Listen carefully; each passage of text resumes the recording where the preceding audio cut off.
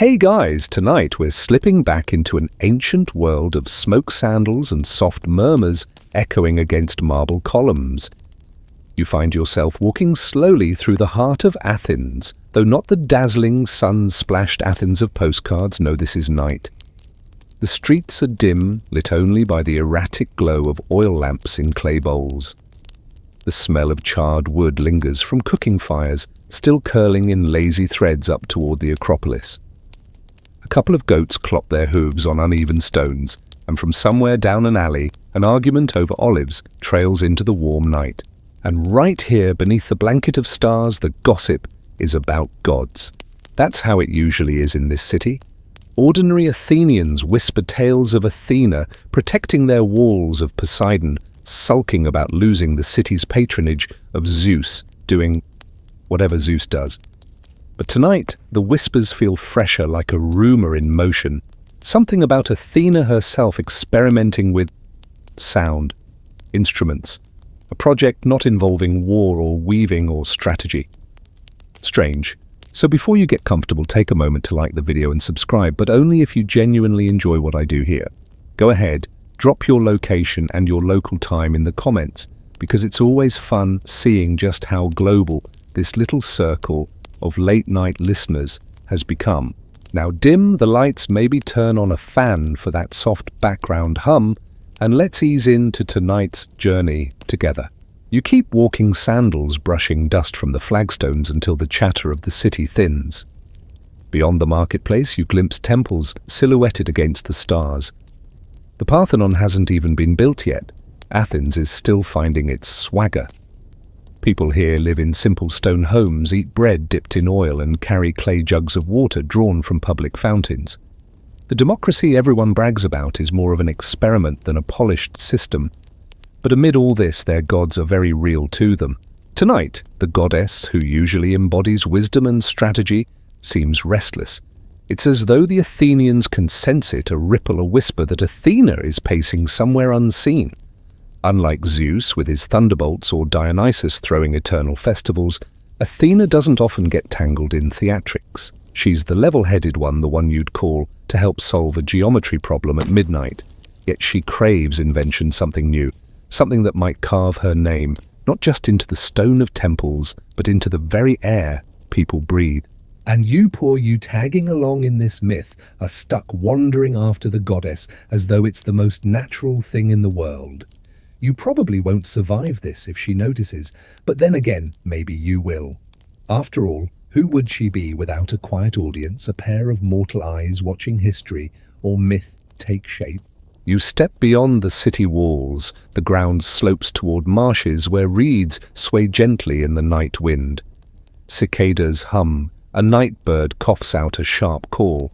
The goddess glides ahead, her robe brushing reeds aside as if the plants themselves bow to her curiosity. She bends, inspects, plucks. Hollow stalks, their insides empty, perfect for sound to travel through. It's not war, not weaving, not civic order, but its potential.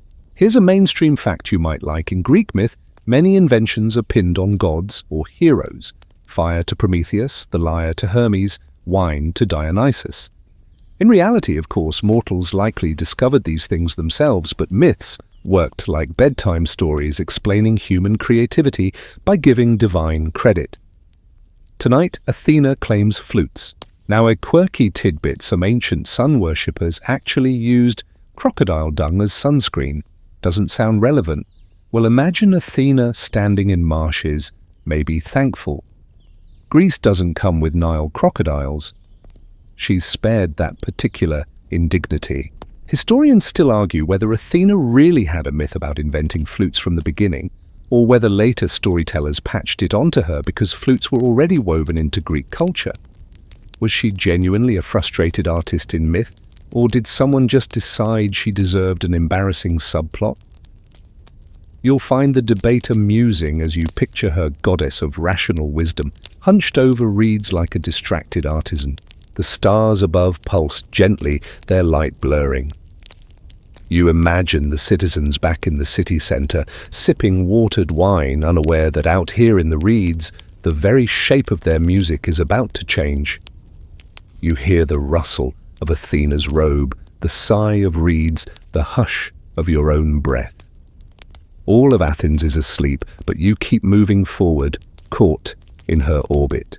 And it's only the beginning of a sound that, whether divine mistake or divine gift, will ripple far beyond this quiet night. Athena doesn't sit still well. You notice it almost immediately, the way her sandals press into the damp earth, her eyes darting from one reed to another, her fingers twitching as though some unseen problem demands solving. She has the aura of a student who finished the exam early and now insists on sketching elaborate doodles just to avoid boredom. Wisdom and war planning only goes so far, you realize. After all, there are no battles tonight, no rival gods storming the gates, no mortals clamoring for arbitration. So Athena paces. She folds her arms, tilts her head, and looks into the dark like someone stuck at a bus stop that will never come.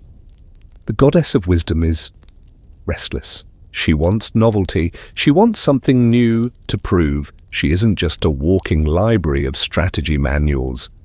You can almost hear her muttering, "If Hermes gets to be remembered for inventing the lyre, why should I be stuck with helmets and olive trees?" You follow her steps, trying to tread lightly on the marsh ground. Frogs plop into the water at your approach, and a low mist curls at your ankles. Athena kneels, examining the reeds. They're ordinary to you, green stalks waving in the breeze, but to her they might as well be puzzle pieces waiting to lock into place. She plucks one, runs her fingers along its length, and you catch the faintest sparkle of divine curiosity. It's like watching someone pick up a random stick at a bus stop and somehow decide it's the key to immortality. Here's a grounded historical fact: Athena wasn't only associated with war. The Athenians loved to depict her weaving on looms, teaching mortals about craftsmanship and guiding city planning. She was basically the original patron saint of multitasking urban development battlefield tactics handicrafts. So it isn't entirely out of character for her to poke around in the arts. Now here's the quirky tidbit: ancient Athenians often kept owls as pets because the owl was Athena's symbol of wisdom. Imagine an entire city sprinkled with tiny, wide-eyed owls blinking in the torchlight, hooting from rooftops. Kind of adorable, kind of unnerving. If you've ever lived near noisy birds, you can guess how restful the nights weren't. As Athena handles the reeds, her expression sharpens. She isn't playing anymore. She's sketching ideas in her mind, calculating lengths and hollow spaces, envisioning airflow. She might not know the physics, she doesn't need to. She's divine. What you see as weeds, she sees as instruments waiting to be coaxed into existence. And yet historians still argue whether her restlessness really mattered in myths. Was Athena genuinely portrayed as bored enough to invent, or did later storytellers, amused by the image of a goddess puffing her cheeks, decide to saddle her with this hobby? Some scholars argue it was satire, an intentional way to puncture her stern, perfect image. Others think it was an early acknowledgement that wisdom isn't only about war and weaving, it's about curiosity itself, even if it leads to weird sounds at midnight. You keep close behind her as she gathers more reeds, snapping them with clean precision. She doesn't look at you, doesn't need to. You're just background, a silent witness, like the rustling grass or the whisper of the stream. Her restlessness thickens the air. The mist rises higher now, curling into patterns you almost mistake for music. She clutches the reeds, walks back and forth, then sits abruptly on a rock. You expect her to start weaving them together like a basket, but instead she holds one reed to her lips and blows. Nothing yet, just the faint hiss of air. She frowns, tilts her head, tries again. This is the Athena. No statue shows the tinkerer, the restless experimenter, the goddess who can't fall asleep until she figures out why the hollow stalks hum differently when angled. You imagine the sculptors who later carved her image, helmet, spear, shield, an eternal stoic expression. None of them would admit she once sat in marshes like a child, with a straw, cheeks puffed, determined to make noise. Still you see it. You're right here. You can't unsee the goddess of wisdom in her restless boredom, muttering half-formed plans about air and sound. She looks less like a war strategist and more like a bored student improvising a new game with sticks. But from this restlessness, something odd, and maybe unforgettable, will emerge. The first sound slips out so suddenly you nearly laugh. Athena raises the reed to her lips, angles it just right, and blows. What emerges is not heavenly music, not the divine harmony you'd expect from the goddess of wisdom, but a squeaky little honk. Imagine a goose complaining after someone sat on its nest. That's what you hear echoing off the marsh water in the dead of night. Athena pauses, her brows knit. She blows again. Another squeak, slightly different this time, like a startled duck trying to argue with its neighbor. You press a hand over your mouth because if she catches you laughing, you'll be smote into the dirt faster than you can say Olympus. But she doesn't smite you. She just keeps trying, adjusting finger holes she's carved with her nail, changing the length, angling the airflow. And slowly among the squawks, something faintly melodic begins to appear. Not much. Just a wandering hollow tone like the voice of the night wind when it squeezes through cracks in your window. Here's a grounded historical fact. The Greeks actually had an instrument very similar to what Athena is messing with. It was called the aulos, a double-piped reed instrument often used in festivals and plays. It didn't sound gentle like a modern flute. It was sharp, insistent, and sometimes even militaristic. The aulos could rally soldiers or rouse dancers into frenzy, so in a way the myth lines up with real instruments that shaped Greek culture. Now the quirky tidbit: some ancient performers of the aulos wore leather straps around their heads to keep their cheeks from puffing out too much. They looked a bit like Hannibal Lecter masks, but less terrifying, more musical.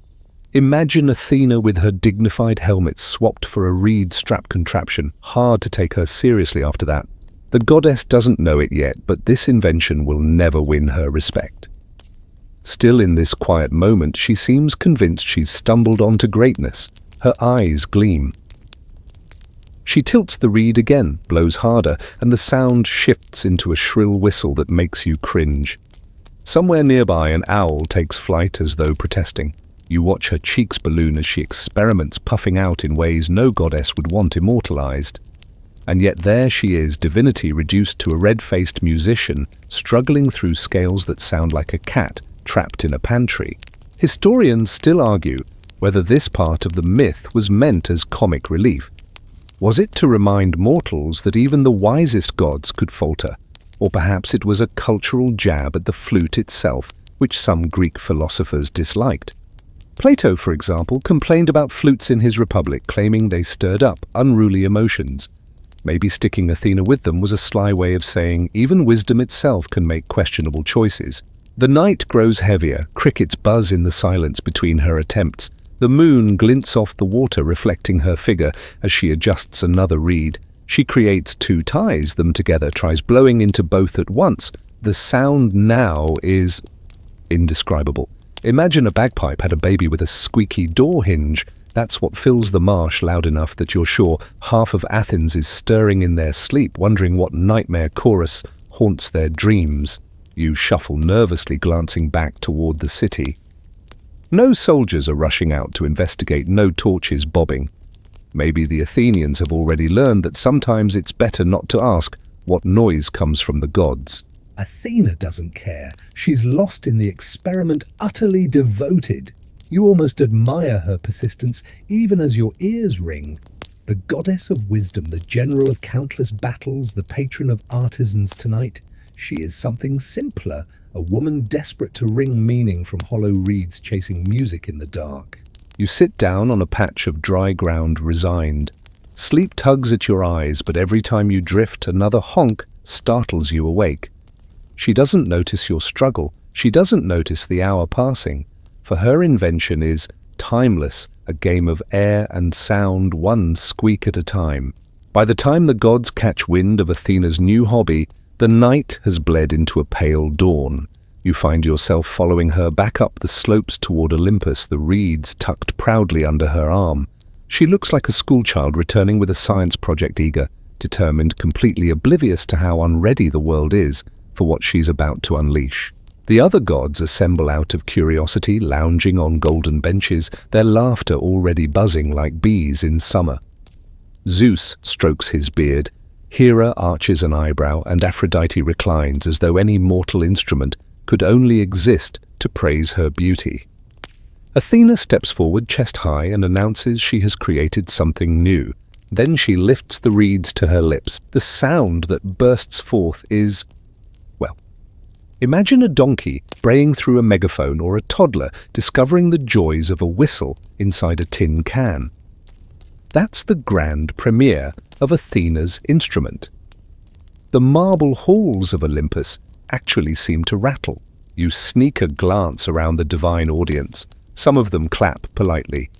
Demeter hides a smile behind her hand. Hephaestus pretends to cough into his forge-blackened fist, but others cannot hold back. Hermes chuckles outright. Dionysus doubles over with tears streaming down his cheeks, and Apollo, the smug golden child with his perfect lyre, simply smirks. Here's a historical fact. Music contests were genuinely a thing in ancient Greece. Festivals like the Pythian Games included competitions where poets, singers, and musicians performed for prizes and honor. Instruments weren't just for entertainment. They were tied to civic pride and even religious rituals. A new instrument, in theory, could have been a big deal. Now the quirky tidbit: the Greeks believed the aulos could stir up dangerous emotions, so some philosophers thought it should be banned from polite society. Plato himself once suggested flutes should be left to rowdy celebrations, not to proper education. Picture him here, frowning at Athena's invention, muttering that this is precisely the sort of chaos that ruins a youth's character. Historians still argue whether the myth of Athena's flute was originally comic satire aimed at her dignity or a subtle critique of the instrument itself. Was it about humanizing the goddess, or about making a point that not every innovation deserves applause? Either way, the story spread. On Olympus, however, the scene is anything but scholarly. Apollo finally can't resist. He steps forward cradling his lyre, and with a flick of fingers plucks a chord so delicate it hangs in the air like spun glass. The contrast is brutal. Honey versus vinegar silver bells versus squeaky hinges. Athena's cheeks redden as Apollo strums a melody so graceful you feel your bones relax. Perhaps he says with exaggerated courtesy, the world is not ready for such bold sounds. His smirk says everything. Athena's jaw tightens. She's a goddess after all, not some mortal tinkerer to be mocked. She blows harder into the reeds, determined to prove herself. The result is louder, sharper, something between a trumpet blast and a goose alarm. Hermes actually claps his hands over his ears, groaning dramatically. Dionysus collapses into another fit of laughter, rolling across the marble floor like a drunk at a festival. You poor, you caught in the middle, can only hope Athena doesn't notice your grimace. If she sees your doubt, you'll be fried by lightning or turned into an owl for eternity. But it's impossible to keep a straight face. The noise is just too much. Zeus raises a hand, trying to quell the chaos. "Athena," he says, voice booming, "your invention is memorable, which is divine code for please, for the love of ambrosia, stop." But Athena is stubborn. She plays again, cheeks puffed, eyes burning with the need to win them over. And in that moment you realize this isn't just about music. It's about dignity, about carving a space in the pantheon, not as the goddess of battle strategies or weaving looms, but as an innovator. She wants legacy beyond shields and olive branches. She wants sound itself. The gods don't see that, though. To them it's a comedy routine. Apollo strums louder to drown her out. Dionysus chants, along with drunken exaggeration. Hermes mimics her puffed cheeks until Hera glares at him. You can feel Athena's frustration rise like a storm. And still she plays. Apollo doesn't stop at smirking. He leans back against a marble column, twirling a golden string of his lyre between nimble fingers, and calls out with just the right amount of smugness. "Sister, perhaps you'd like a few lessons?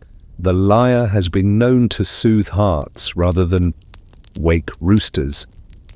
The gods erupt in another wave of laughter, a rolling thunder of amusement that echoes through Olympus.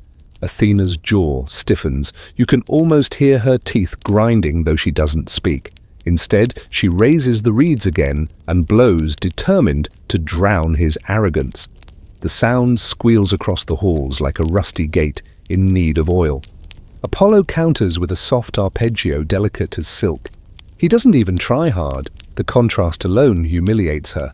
Here's your historical anchor.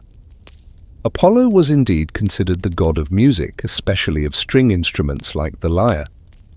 Festivals in his honor often included competitions, and the lyre became the proper instrument of ordered discipline and divine beauty.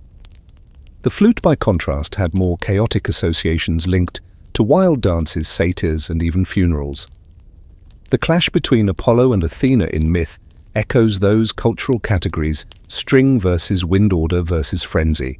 Now, a quirky tidbit: some ancient banquets had rules about which instruments were allowed. Imagine a rulebook for parties: no flutes after dark, no drums during dinner, and definitely no bagpipe solos before dessert. Greeks really did treat instruments as social regulators. If someone whipped out a flute at the wrong time, they could ruin the vibe of an entire symposium. Historians still argue whether Apollo's victory over Athena in this story reflects genuine religious belief, or if it was just playful propaganda by poets who preferred stringed instruments. Did they use myth to settle musical politics, or was it simply a divine comedy sketch meant to amuse? No one agrees completely. Athena lowers her flute, glaring at Apollo.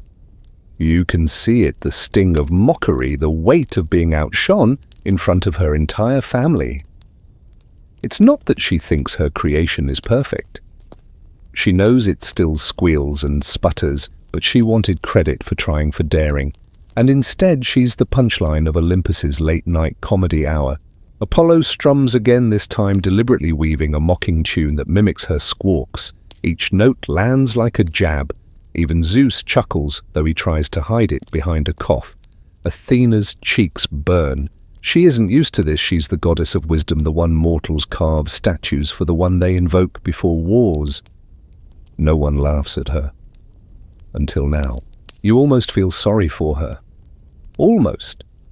Because the noise really is unbearable, and Apollo's smug face is infuriatingly competent. Still, watching her try and fail feels uncomfortably human. And it's that humanity, the fallibility, that makes the story linger. You lean against a column listening to the back and forth squeak strum. It's less a competition now than a farce, like two street performers arguing for coins. Dionysus throws in a drunken clap to the rhythm. Hermes whistles mockingly in counterpoint. The whole court has turned her invention into a joke. Athena grips the reeds so tightly you're surprised they don't snap. She inhales, ready to blast again, but something in her posture shifts. A flicker of doubt. She lowers the instrument slightly and glances sideways at a polished bronze shield propped nearby. The reflection catches her eye. You can't see it from here, but you know what she's realizing. It's not the sound alone that humiliates her. It's the way she looks. The puffed cheeks, the strained lips, the awkward posture. The goddess of wisdom doesn't look divine. She looks ridiculous.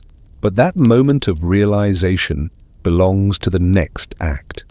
For now, she endures Apollo strumming her invention, squeaking helplessly against the tide of Olympian mockery, her pride hanging by a frayed thread. The noise drifts down from Olympus, spilling like a clumsy echo into the streets of Athens. You wander the city again, but now the mood is different. Last night's mystery has turned into this morning's irritation. People are awake when they shouldn't be rubbing their eyes, muttering curses under their breath. Dogs bark at shadows, goats bleat nervously, and babies cry because the squeals of a divine flute cut straight into their dreams.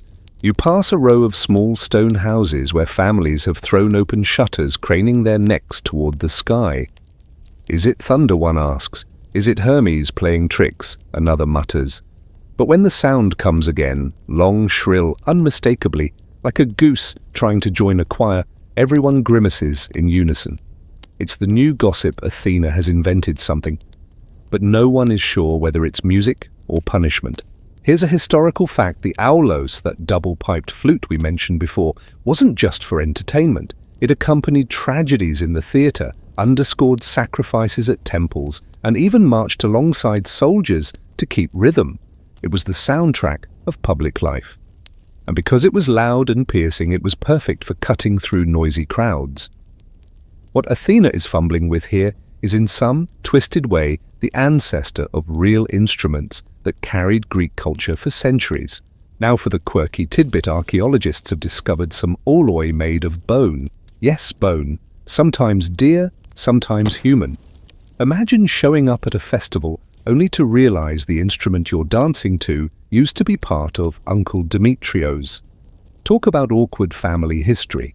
Back in the streets, you follow the reactions. Old men shake their heads, saying the gods must be drunk.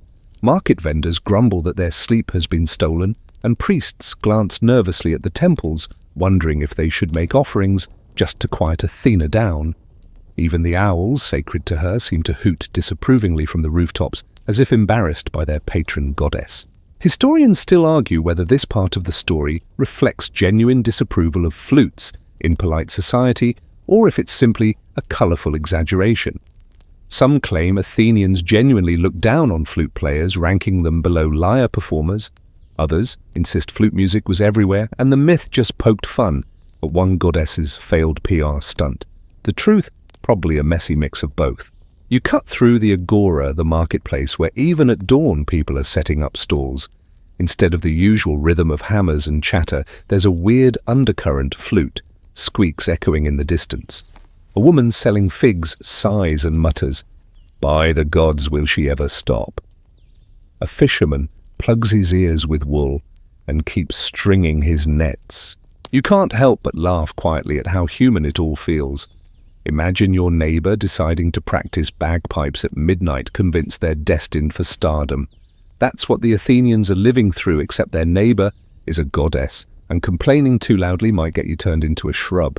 As the day brightens, the noises fade, but the memory lingers. People trade stories over bread and watered wine, how a child woke screaming at the sound, how a goat tried to run headlong into a fence, how the city itself seemed unsettled.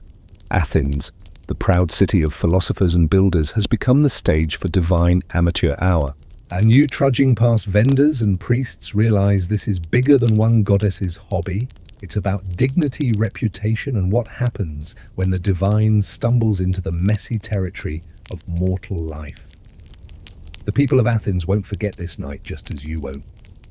The sound has wedged itself into your skull, an unshakable honk of embarrassment echoing long after the reeds fall silent. The air is warm tonight, and you're back in the city again, trudging through narrow alleys where shadows cling to stone walls. The sound of Athena's flute doesn't stay politely tucked away in Olympus. No, it drifts down, weaving itself through every corridor of Athens like an uninvited guest. A shrill note bounces off the walls of the Acropolis, slides across tiled rooftops, and dives straight into bedrooms where mortals are trying desperately to rest. You hear it ripple through the Panathenaic Way, startling a group of merchants who had only just settled their packs.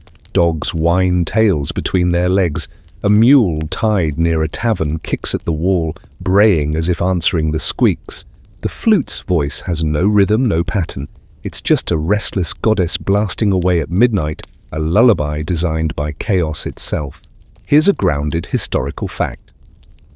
Athens was not exactly quiet after dark. Fires smouldered, guards patrolled, and taverns stayed open late for those who could afford wine.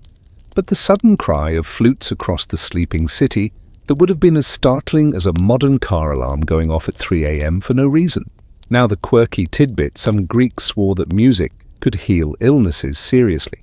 There are fragments of writing suggesting flute music could soothe headaches or even cure snake bites. If that's true, Athena's midnight concert should have produced a city of perfectly healthy citizens. Instead, it just produced cranky insomniacs. Historians still argue whether Athena's flute myth was originally about her pride being hurt, or about explaining the aulos' connection to wild, unsettling energy. Was it a critique of the instrument's chaotic sound, or a sly reminder that not even gods are immune to looking foolish? The debate hums quietly like a counterpoint beneath the squeals. You slip down toward the Kerameikos, the potter's quarter, and even there the sound has followed. Clay jars line the streets, catching the moonlight. A family peeks out of their doorway, bleary-eyed, muttering that Athena must be testing the patience of the city she once vowed to protect. Their little boy cups his hands around his ears and groans, while the father shrugs as if to say, "You don't question gods, you just endure them." From somewhere higher up, another squeal cuts through the night air, so sharp it makes you flinch. It's less music, more like a signal flare. Athena is awake, and so shall you be. You catch fragments of conversation as you walk. Maybe it's Hermes. No, Hermes would at least play in tune. Could it be Pan-Pan's music makes you dance, not hide under blankets? And you know, of course, exactly who it is. The goddess of wisdom, cheeks puffed like a baker's bellows, determined to wrestle order out of reeds. But to the citizens below, it's just a mystery wrapped in sleeplessness. It strikes you how fragile the boundary is between awe and annoyance. Yesterday, they praised Athena as their city's protector. Today, they curse her name in whispers because their goats won't stop panicking. Faith is sturdy but not immune to the grating edge of sleepless nights. You round a corner and catch sight of a shrine to Athena herself. Fresh olive branches crown the small altar. Someone, maybe just hours earlier, left offerings of bread and honey. And yet beneath the altar, someone else has scrawled in charcoal, "Please stop the noise." You can't help but smile. Mortal devotion has its limits, and apparently those limits involve late-night flute solos. The city feels restless, like a body trying to shift into a comfortable position but failing. You shuffle onward, ears still ringing, wondering how long Athens can endure this divine racket before someone mortal or immortal finally says enough. By now you've grown almost numb to the noise, like when a neighbor's alarm clock keeps blaring, and eventually your brain accepts it as part of the background. But Athena hasn't stopped.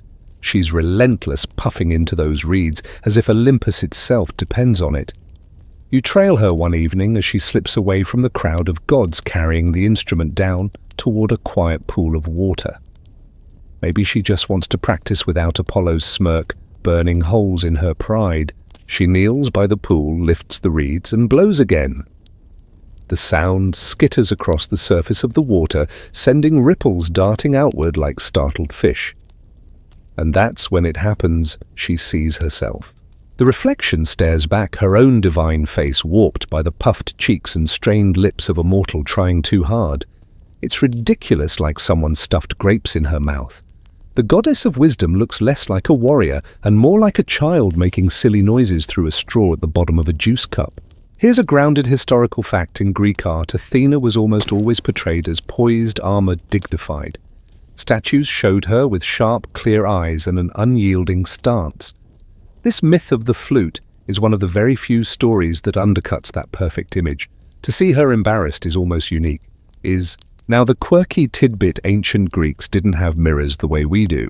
They relied on polished bronze or still water for reflections. Imagine fixing your hair in a pond, squinting at a blurry version of yourself, rippling in the wind. For a goddess, though, even that faint reflection was enough to sting. Historians still argue whether this moment, the reflection, the humiliation, was invented later as a way of explaining why Athena abandoned the flute altogether. Some versions of the myth don't even mention her looking into water. They simply say she realized how silly she appeared. But the pond scene lingers in popular retellings, maybe because it feels so cinematic, the proud goddess brought low by her own reflection. She stares into the pool, flute frozen in her hands, her eyes narrow. She blows again just to check, and sure enough, the cheeks puff, the lips stretch, the divinity vanishes. She scowls at the image, then tosses the reeds aside with a flick of disgust.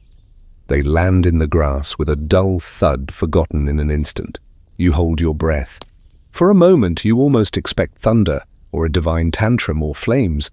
But no, Athena simply rises, straightens her robe, and walks away with the cold dignity of someone pretending nothing happened. That's her solution: erase the embarrassment by abandoning it altogether. The reeds lie there, glistening in the moonlight, abandoned but not destroyed. And in that small detail, you sense the next act stirring. If she had smashed them, burned them, erased all trace, maybe the world would forget. But Athena is practical, not destructive. She discards without destroying, which means someone else will find them. Someone else will blow, will puff cheeks, will laugh, will play. For now, though, you watch her stride away from the pool, chin high as if daring anyone to mention the silly reflection she just fled. The goddess of wisdom has decided these reeds are not worthy of her. The invention is not hers anymore. But inventions have a way of finding new hands. And the world isn't finished with Athena's cast-offs, not by a long shot. The reeds don't stay quiet for long. You return to the pool days later following the sound of laughter echoing through the forest. At first you think it's mortals, maybe children splashing by the banks, but as you draw closer you see them satyrs. Half man, half goat, fully ridiculous with shaggy legs, curling horns and mischievous grins. They've found the flutes Athena tossed away, and to them it's like stumbling upon treasure. One satyr presses the reeds to his lips and blasts a note so shrill a flock of birds explodes from the nearby trees. The others double over in hysterics, clapping their furry hands and stomping their hooves. Another snatches the pipes and manages to string together a sloppy rhythm, uneven but pulsing with energy. Soon the clearing is alive with sound, half music, half chaos. Here's a grounded historical fact. Satyrs in Greek myth were always tied to wild music and dance. They followed Dionysus, god of wine, leaping and stomping to frantic rhythms, often playing the aulos or pipes. They weren't refined musicians, they were about energy frenzy release. So it's almost perfect, mythologically speaking, that Athena's discarded invention fell into their hands. Now the quirky tidbit, some ancient parties got so wild that hosts actually hired flute girls to keep the energy up. These women played sharp, piercing music while guests drank themselves into oblivion. Imagine your modern karaoke DJ but with double pipes and a toga. It wasn't exactly high art, but it got the room moving. But historians still argue whether the myth of Athena's flute was meant to elevate the satyrs, showing them as inheritors of divine tools, or simply to underline the contrast between her dignity and their chaos. Was it commentary on class and taste, or just a convenient way to hand the instrument to characters who would embrace it without shame? The satyrs don't care about debates. They're already spinning in circles, leaping over logs, bellowing laughter between gasps of air. The pipes squeal and squawk, but in their hands the sound feels alive. Not noble, not ordered, but raw and vibrant. You watch them twirl and stomp their hooves, kicking up dirt, their voices blending with the shrillness, until it feels less like noise and more like a new kind of music, wild, uncontainable. One satyr, braver than the rest, cups the reeds in both hands and manages a deeper, richer tone. The others freeze for a moment, surprised. The sound carries through the trees like a low, beckoning call. Then they erupt again, stomping harder, howling louder, as if the forest itself has joined the dance. You realize something as you stand there. Athena's dignity may have rejected the instrument, but the satyr's lack of dignity makes it thrive. What embarrassed her empowers them. The very puffed cheeks that looked ridiculous on a goddess look natural on creatures already designed for foolishness. The clearing sways with their energy. Wineskins are passed around branches, snap under their hooves, the pipes scream and wail. It's messy, imperfect, but undeniably powerful. You feel your own feet itching to tap along even as your ears beg for mercy. And in that moment, you see how discarded inventions can become revolutions in the wrong or right hands. Athena may have abandoned her flutes, but the satyrs have claimed them, and they will not let go. The satyrs don't just play, they transform the flutes into fuel for wildness. You follow them deeper into the forest, where their gatherings swell into something more than mere practice. They leap into clearings, toss aside amphorae of wine, and shriek with joy as the pipes shrill through the trees. The sound isn't organized. Forget scales, forget harmony. It's a storm of squeaks and shrieks, each note colliding with the next. But the satyrs don't care. They twirl, stomp, and slam their hooves in time with their own laughter. You've seen mortals dance at weddings. This is nothing like that. This is frenzy limbs, flailing voices, cracking a party that feels like the forest itself is alive. Here's your historical fact: the satyrs' parties were not just legend.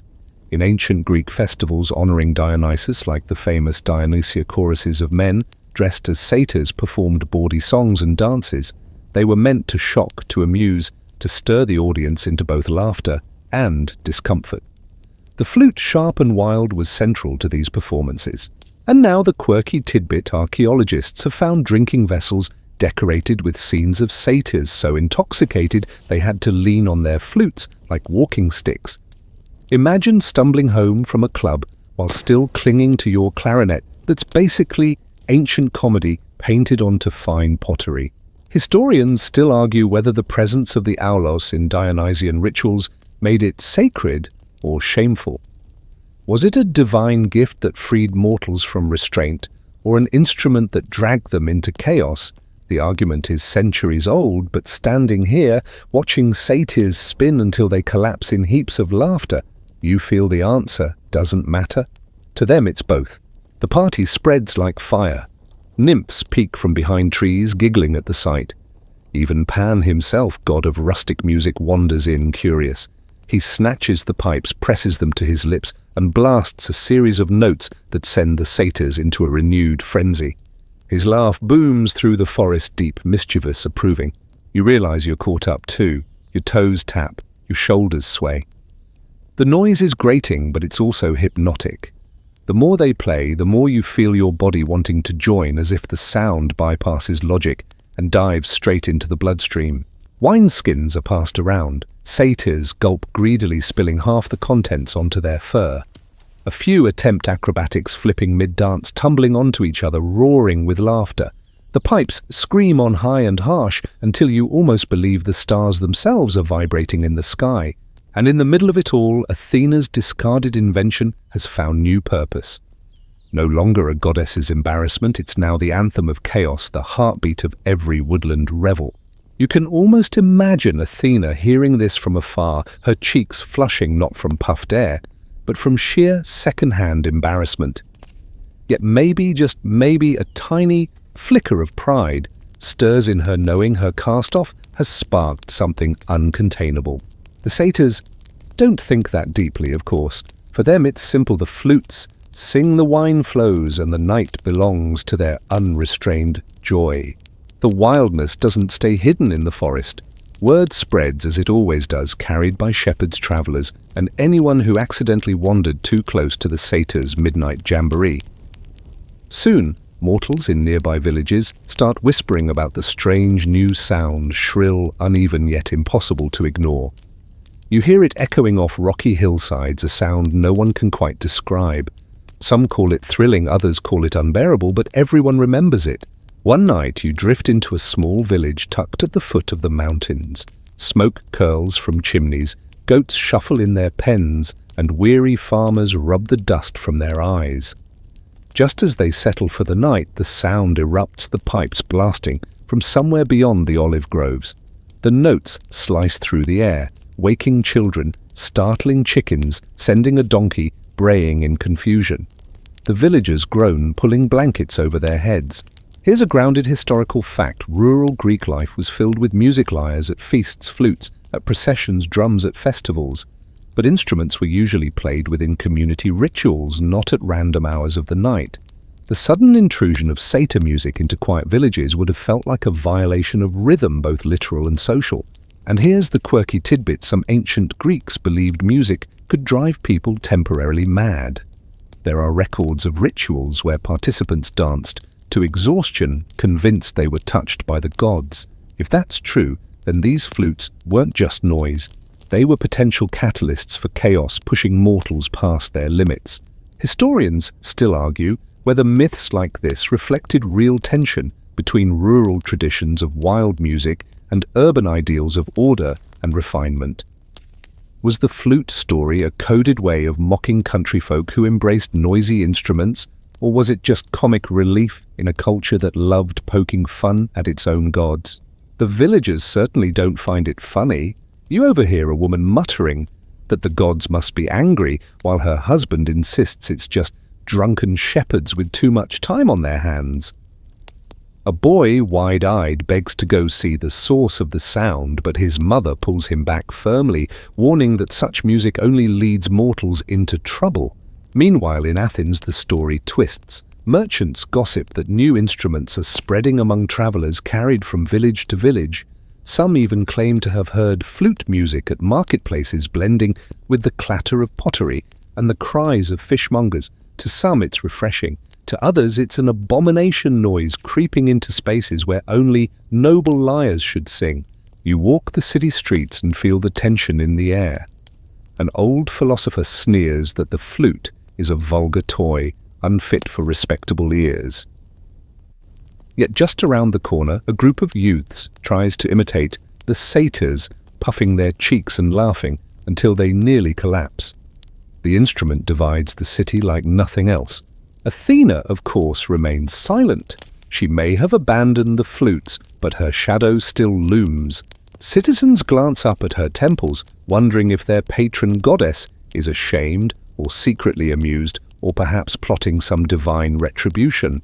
No one knows.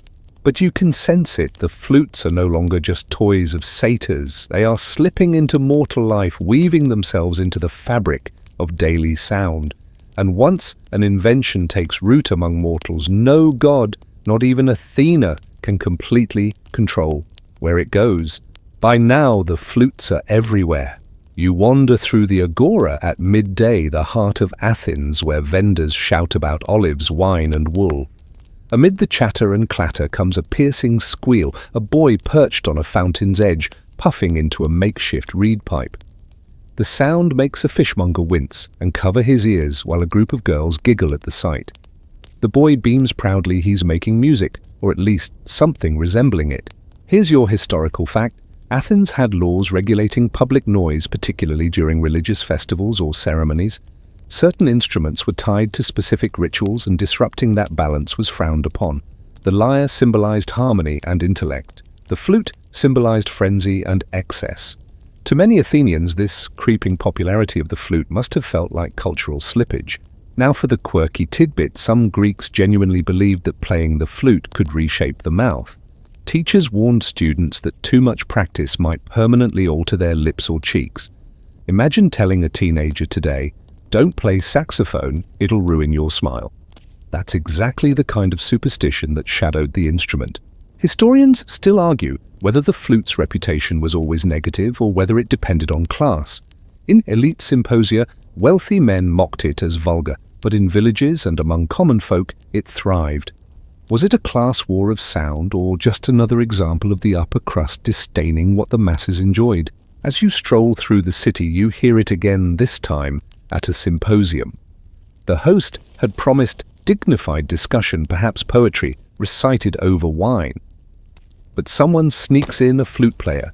The piercing notes echo through the chamber, interrupting a philosopher mid-sentence. He scowls, mutters about Dionysian corruption, and storms out. The rest of the guests laugh, clapping along to the chaotic rhythm. And so it goes, conflict in sound. One side demands silence, order, structure. The other embraces noise, vitality, abandon. You see it play out in alleys, markets, even temples, where youths dare to test the acoustics, puffing into reeds and letting their laughter bounce off sacred stone.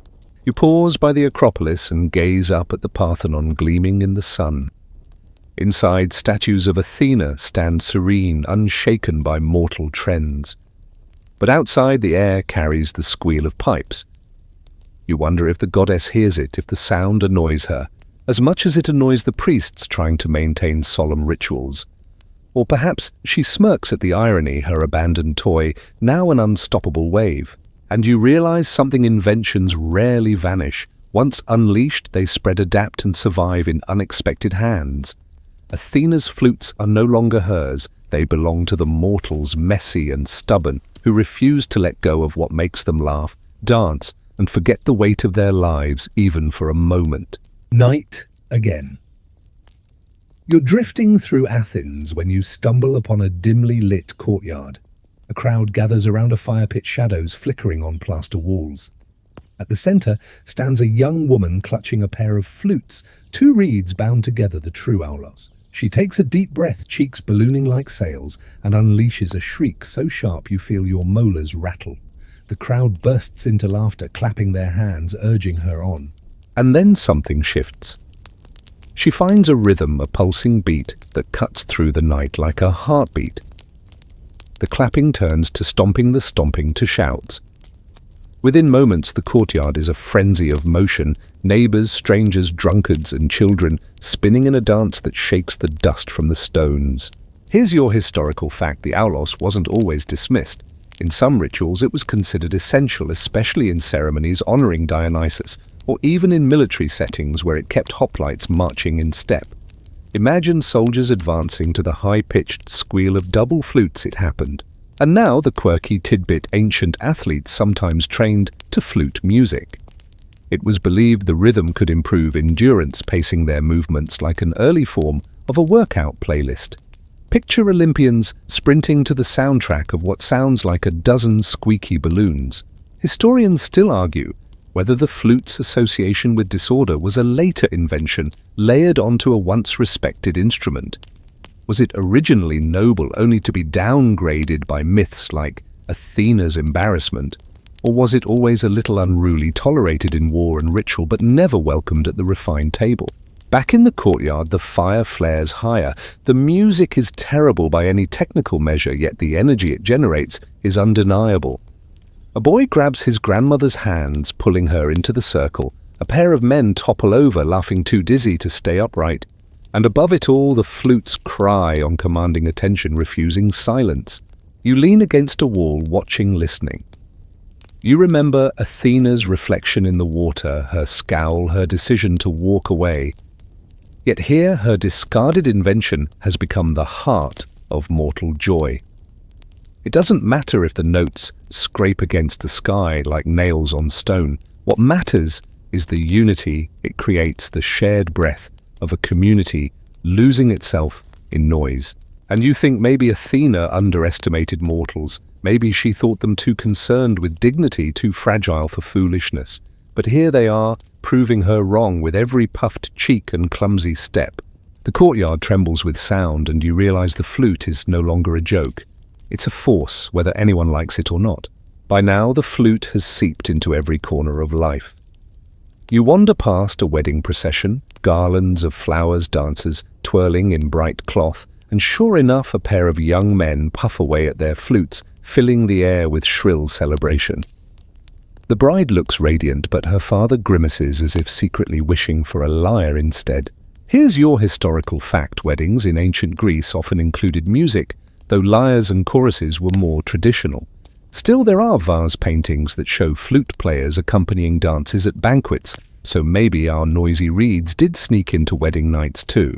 And here's the quirky tidbit: some flute players were professional entertainers, moving from city to city to perform at feasts. A few even became minor celebrities. Imagine being known not for your poetry or your philosophy, but for your ability to puff your cheeks and make reeds squeal like geese in formation. Historians still argue whether professional flute girls, who were often hired for symposia, were seen as musicians in their own right, or whether they were treated more like party accessories. Some scholars insist they were skilled performers. Others argue they were more about spectacle than sound. The debate lingers unresolved. The weddings aren't the only places you hear it. Festivals erupt with flutes leading processions. Funerals too, yes, even there. You pass one such somber scene where a flute keens through the silence, the sound sharp and mournful. Somehow the instrument bends itself to sorrow, its shrillness transforming into wailing grief. People sob openly, clutching each other, letting the piercing notes guide their mourning. And then there's the army. You march along with hoplites as they train, bronze shields flashing in the sun. A flute cuts the air, keeping the soldiers in step, their sandals pounding the dirt in perfect rhythm. The sound is harsh, but it works, binding their movements like clockwork. You realize how far Athena's abandoned toy has traveled, from satyrs in the woods to villagers in the fields to courtyards, weddings, funerals, and even battlefields. It has become indispensable. Noisy? Yes. Embarrassing at times, absolutely, but essential nonetheless. Athena's reflection in the water seems almost quaint now. She saw foolishness in puffed cheeks. Mortals saw possibility. They didn't care how it looked, they cared how it felt. And how it felt was powerful. The city hums with it. A flute squeal from an alley, another from a balcony, another echoing from a temple portico. It's everywhere, and you can't escape it. But maybe, just maybe, you don't want to. Because whether it grates or enchants, whether it makes you laugh or cry, whether it wakes you at midnight or paces your march at dawn, the flute is alive. And that in the end is what every invention craves: to be alive, to be used, to be woven into the world. The years roll on, and you realize the flute has outlived its own scandal. Athena's moment of embarrassment is just a whisper, now tucked into myth. The instrument she discarded thrives across Greece, shaping festivals, training athletes, guiding armies, and threading its shrill voice through every village lane. You walk through Delphi, where pilgrims climb the sacred slopes to hear Apollo's oracle. Lyres hum in the courtyards, but from somewhere farther down the mountain, you catch that familiar wail, the unmistakable cry of the aulos. Even here, beneath Apollo's temple, the flute sneaks into the air. Its sound is not sanctioned, not official, but it finds a way in. Here's your historical fact by the classical era. The aulos was so common that competitions were held for skilled players, much like contests for poets or tragedians. Some of these musicians achieved fame on par with actors or athletes, earning both money and status. Now the quirky tidbit one story tells of a flute player who blew so forcefully that he fainted mid-performance. Spectators had to revive him with wine. Imagine passing out at karaoke night and waking up to applause. That's the energy these players carried. Historians still argue whether the persistence of the aulos was cultural stubbornness or genuine love. Did people keep it because it served practical purposes, timing dances, pacing marches, or because they truly enjoyed its sound? The line blurs, as it always does, with tradition. You wander into a quiet olive grove at dusk. A single shepherd sits against a tree puffing on a reed pipe. The notes are thin, wavering, but earnest. There's no audience, no frenzy, no laughter, just one mortal filling the silence with sound. And in that moment you understand the flute has found its place. Not divine, not ridiculous, not shameful, simply human. The myth began with Athena, but it ends with countless mortals shaping the instrument to their own needs. Invention doesn't belong to gods, it belongs to those who keep using it no matter how it looks. Athena's reflection in the water is gone. What remains is the echo of reeds carried on the wind, stubborn and eternal. And now, as the night deepens, your steps slow. The sound of the flute softens too, no longer shrill, but fading as though the world itself is ready to rest. The wind down begins. Your breathing eases as the story quiets. The clamor of Athens fades to silence, leaving only the soft rustle of leaves. You picture the olive groves bathed in silver moonlight, still and calm, with only a faint echo of pipes lingering on the breeze. The satyrs are gone, the parties ended, the armies asleep in their camps. The noise that once shook the city now dissolves into memory. You let the quiet settle over you like a blanket. Each sound drifts farther away, each image softens around the edges. The gods, the mortals, the laughter, the squeals, all of it slips into distance. What remains is the gentle hum of the night, steady and kind. You feel your body loosening, heavy and safe like a ship anchoring in calm waters. The story has carried you through forests, cities and temples, but now it delivers you here to stillness, to peace. So close your eyes, let the last flickers of the myth fade and sink into rest. The world is quiet now, you are quiet now, and sleep waits gentle and patient, ready to carry you into dreams.